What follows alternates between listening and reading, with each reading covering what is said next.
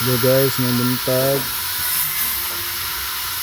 Ito po yung ginagawa namin pagka-convert ng minivan. Oh.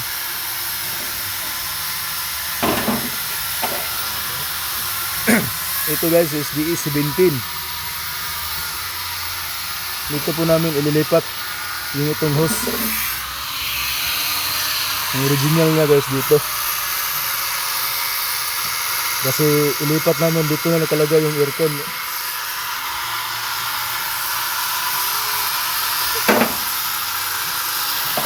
Lipat na namin guys. Kasi iba na kasi ito, sinandunan yung ano niya, hydrobox. At saka doon na din natin ito kabit. Ito nga butas guys, ito lulusot ang hose. Tapos dito ilagay natin. Kasi yung original niya sa right hand drive dito po dati nakalagay. Ayun, nililipat natin dito para aabot yung hose natin. At ito yung ano, accelerator nya.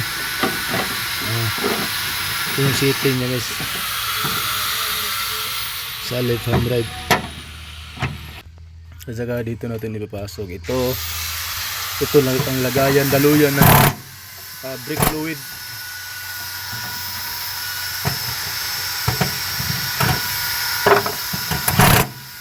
Pasok natin dito.